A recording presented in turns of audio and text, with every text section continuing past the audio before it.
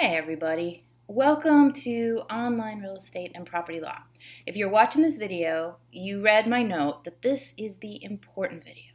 The other introductory video is great. It's going to tell you all the various items you need to know about for the class, and it's very pretty, and it was filmed professionally by CDL, but this is the video that really matters. I'm going to try to keep it to less than 2 minutes. Please don't stop watching. You will be very grateful you watched this video because I'm going to clear up a couple of items in the class that caused a lot of confusion when I taught online property last semester. I want to make sure we don't have that confusion this semester. I want to start you guys off on the right foot. So, number one concern, discussion posts. If you've already read the syllabus, which you absolutely should read the syllabus, please read the syllabus. You notice that one of the assignments in this class is a discussion post. If you then went over to the grades page of web courses, which you may not have done yet, but you probably will do at some point during the semester, you'll notice that you have like 10, 11, 12 discussion post grade columns. But under the syllabus, you're only assigned one discussion post. Okay, so relax. You only have to do one, okay? Those other grade columns are just holding spots. There's a reason for them. I will explain it, but do not think you have to do 10, 12 discussion posts. Please don't think that those empty grade columns are going to hurt you in any way. They're just holding places, so ignore them. Just focus on the one discussion post you're assigned to. Now, that said, why do I have discussion posts for you that you don't have to do? Or why do you have access to them if you can't do them? Well, all of the discussion posts are related to cases in our textbook. And it's really good practice for law school. It's really good practice for work as a paralegal in a law firm to learn how to read cases. And our cases aren't even full cases. It's just a couple pages of a case. So what these discussion posts do is have students work in groups to analyze the case. And if you've had legal research and writing, you know the proper analysis is FIRAC. If you haven't had it, don't worry. There's an explanation on how to do FIRAC in the discussion post assignment, and also your classmates who are in your group with you can explain it to you. The important thing for now is this is meant to be something that helps your grade while teaching you a new skill, that new skill being how to read case law, okay? So yeah, there's work involved. You got to read the case. It's probably unfamiliar reading case law. You've got to work with the other members of your group, contribute substantively to the discussion post.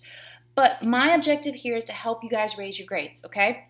As long as you're working hard and you're contributing to your group and you're trying to understand the case, you're going to do well grade-wise, okay? So don't think of this as something that's designed to trick you, to hurt your grade. Make sure you work on it. Make sure you contribute to your group. Don't wait till the last minute to do it. Don't post comments that say, hey, great job, guys, and don't actually contribute anything. Work. Do the work for the discussion post, but if you do, you should get an A. I want every student in this class to get an A or at least an A- on the discussion post. Just put forth the effort. It will be rewarded, okay? So think of these as your friends. They're not quite extra credit because you do have to do it, and if you fail to do it, it could tank your grade. But it's meant to boost grades, okay? So keep in mind, you only have to do one, even though you see others in the grade column. It's meant to help your grade, so just put forth the effort and you should be rewarded. And then the third point, why does everyone have access to all the other groups' discussion posts? Well, this is to help your grades too. The discussion posts are case summaries of the cases that everyone in the whole class needs to know. What you can do is go look at other people's discussion posts where they explain the entire case, and at the end of their discussion post, the very last comment should be from me, saying, hey, yeah, you got it right, or you got it pretty right, but let's fix a few things. But in any event, you have all these discussion posts for every single case in the book explaining to every student every detail of the case so that you'll all be prepared when it shows up on a quiz or the final exam. So again, meant to help you, okay? They're new, they're unfamiliar, I understand that. For a lot of you, you've never done a case summary, but it is meant to help your grade, and it's meant to be a study tool for everyone in the class. Okay, so that was point number one, that I wanted to clear up any potential confusion, discussion post. Point number two, our virtual conferences. Virtual conferences are also meant to help your grade, but they can cause confusion. The idea here is that you'll have a video like this, me, except it's live. So I'll be talking to you about material that's about to come up on the next quiz or even toward the end of the class on the final exam. You don't have to attend these live. I will record them and then I'll send out an email with some very simple questions, and if you watch the recording, email me back the questions, or I may have it uploaded, I'll let you know. you get credit. You get the participation credit and you get the benefit of watching the video. But if you can attend live, please do, because you can ask me questions. You can speak into your microphone to ask me questions. You can type it in the chat box. This is a study session with me as your professor leading it, okay? So it's meant to prep you for the quizzes. You can take quizzes, you can take the final exam before watching the video, but you're going to miss out on that information. So you may want to wait to take the quiz till the video is or till the virtual conference is live or till the video is posted. Now, again, these are meant to help your grade. Either watch the video live or watch it after, you get class participation points. The problem is if you don't log in when you're live or you don't follow the instructions and watch the video and do the makeup assignment, it can hurt your class participation grade, okay? So again, it's meant to help. It's meant for everyone to watch these conferences and you get class participation credit for it.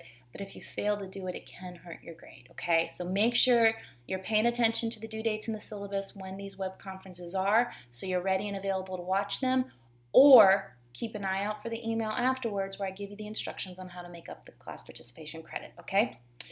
Last thing that's really important to help your grades, look at the syllabus.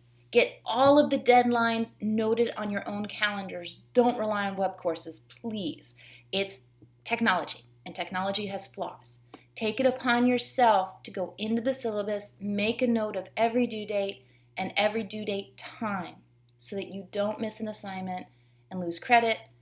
That would just be terrible, okay? So just those are my big pieces of advice. I think I kept us under, I went over 5 minutes. I'm sorry, but I hope you stayed with me. I hope that this cleared up some confusion. Maybe you didn't even know you had the confusion yet, but believe me, last time I taught this class, these 3 issues created problems, and I want to make sure that they don't in this class. So we will talk soon, and have a good rest of your day or evening.